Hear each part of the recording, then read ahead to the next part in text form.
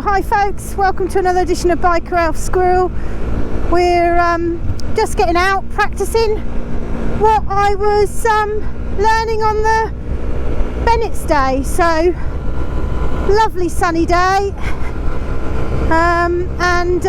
What I want to try and do today on my ride out is just try and put into practice some of the things I was learning. So the cornering, the holding the tank with my knees, relaxing my arms, having my hand lower down so I don't roll on the accelerator when I use the front brake and rev too high. What else? Yeah, slow running stuff. So I just want to put into practice some of those things. But the first thing we've got to do is go and get some petrol, as I haven't got much in my tank. Let's not try and drop one bike into the other one again today. Already done that once. Is that alright? Yeah, that'll do you. Right, I would switch it off, stay on the bike, but open your petrol thing. And then we're filling up your bike when it's upright. I definitely have too many clothes on today. No comment. Busy sitting thinking to myself, gosh, we're filling up quite regularly lately, but that's because we drove all the way to Donington Park and back. It was a long drive, wasn't it? Not really, but it was by what we're used to on, especially on your bike. Isn't petrol getting expensive though? Yeah, it's blooming expensive.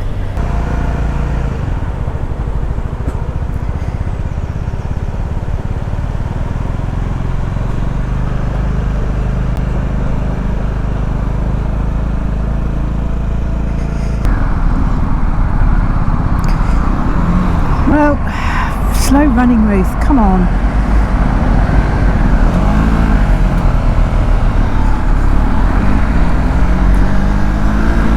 My stopping again. I need to get the stopping right.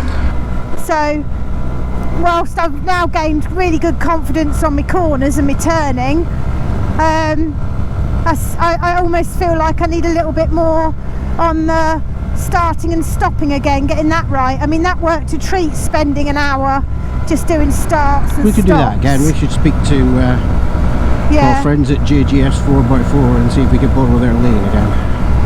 Yeah, I think that might be worth it. But watching back your well, I say watching it back, I didn't watch it the first time because I wasn't there, but watching your Bennett's Rider Confidence Day, yeah, I think you did awesome. I think you did really, really well. Thank you. I mean, I know that your GoPros kind of gave out, but the third time round those corners, even watching it on the 360, and I know the sound wasn't fantastic, but it was clear that you were flowing very well around that little course. I absolutely love that track bit, you know, just the whole going round by the third time I really wanted to throw it round. I kept catching up with people in front and I wanted them to go faster, and I just really enjoyed it, and it just gave me such a different confidence. Are we turning here or straight on? Straight on. Okay. But yeah, it was really good fun, really good fun. I mean, and it did boost my confidence massively. It did make me feel like I could do it. They also suggested you do your emergency stops regularly, because I think it's something that doesn't happen often enough. You don't practice it. No, and the more you practice it, the more you're going to be prepared for it when it happens. Yes, but you just got to be careful that there's nothing behind you when you're doing that. Yes, you've got to be in a safe position to do it. Yeah, but that was something else. They said that, you know, there were men on that course that hadn't done an emergency stop in years, because they just haven't felt, you know, they haven't been in a situation where they've needed to do an emergency stop, so they hadn't actually ever practiced any. So that was two little bits from the slow running that was useful.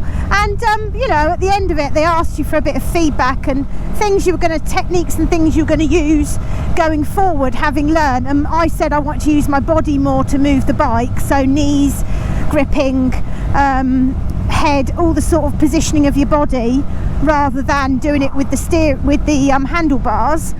And a lot of the men that were there, because I was the only lady on the course, a lot of the men that were there said that they would practice their emergency stops and their swerving more, because straight on or left? Straight on.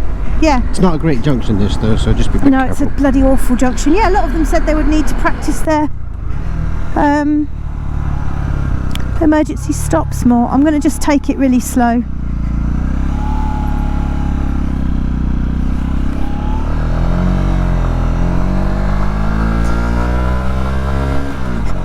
Yeah, something I remember that one of your videos a while back, I think it was one of the ones where we did the emergency stops for the first time, and you weren't feeling the love for it, and we gave out.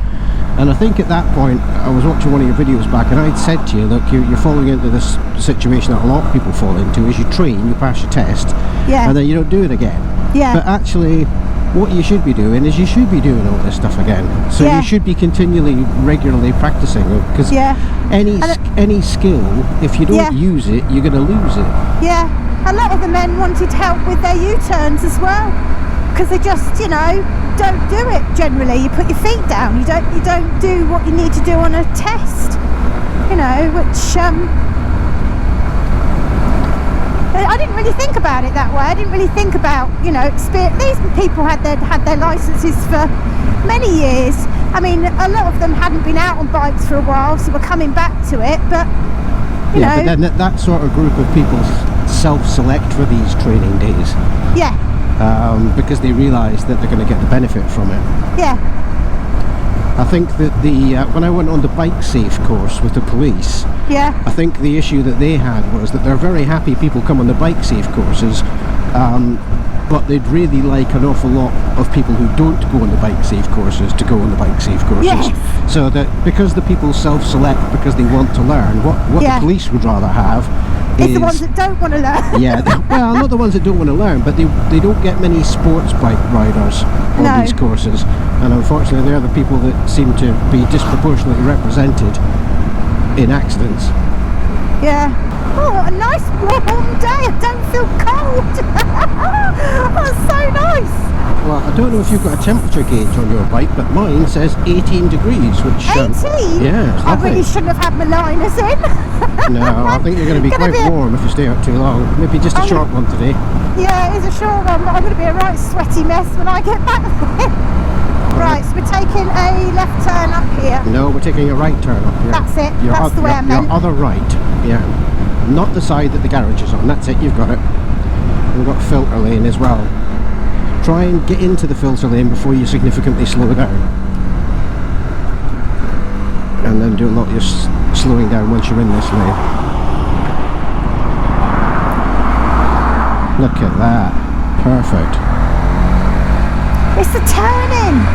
Really starting to nail that. It makes me feel so much more confident. Good. Switch your indicator off. Still forget that.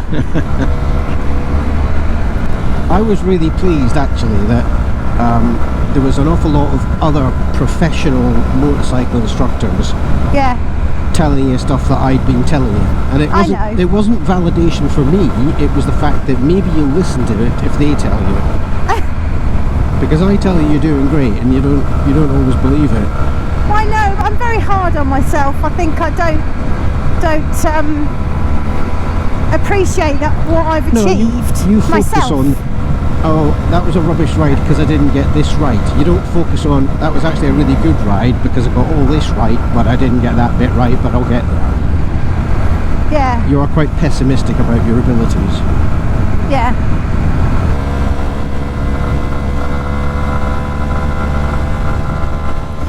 Get me leaning my bike over a bit.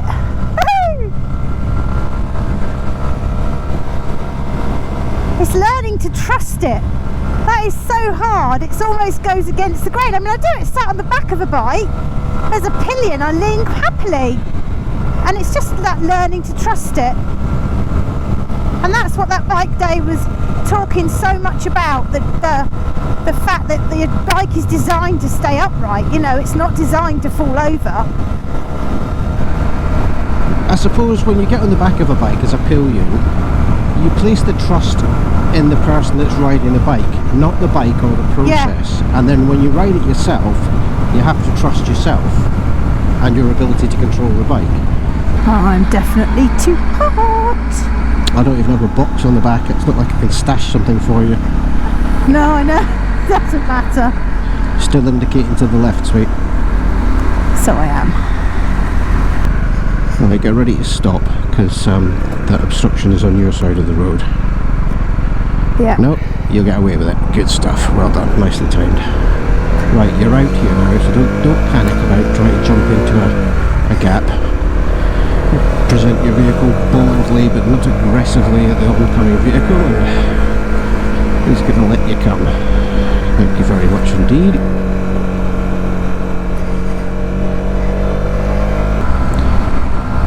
Have you thought a bit more about your timescale for tests and hazard perception and things like that? I think I want to book it maybe earlier, or at least get online and see what the options are, because what I think I might do before I want to get the theory test booked, but what I might like to do prior to booking a test is book a lesson in with someone, so that I start to feel more confident that way as well. So there's somebody who was recommended to me on the Bennett's Day this week, and I might see if I can get booked in with them. They're local-ish to us.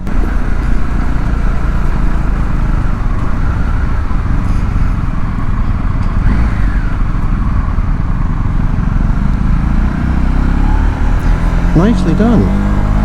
You're not having any challenge with those sort of junctions now, are you?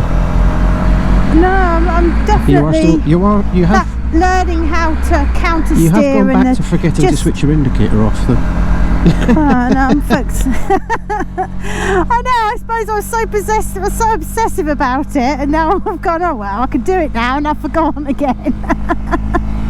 Yeah, I think I was managing to do my gears down right there, get myself into first and look into the corner. I don't think I've been bloody doing that. I know I look when I'm supposed to be doing U-turns and all the rest of it, but I'm not convinced I've been properly looking into the corners. It does get much easier when you look where you're going. Yes, I know, but it's not, it's weird, isn't it? It's almost wrong, because you're pointing one way and you're looking another. It's nervousness that makes you look right in front of you. Straight on towards Harborough. Unless you want to go to Pittsford Company Park and we get a cup of tea maybe. Yeah, it might be an idea, and then I can use the loo. Now remember, when you come into the car park, you want to be parking slightly nose up if you can. Uphill. You don't want to be parking with your nose. Well, do you want to go in front of me and find a space then? Well, thanks everybody for watching. Don't forget to like and subscribe. We've just had a nice cup of tea and bit of cake, but my battery's running low, so it's time for me to say my goodbyes, and we shall see you all next time. Stay shiny side up, people.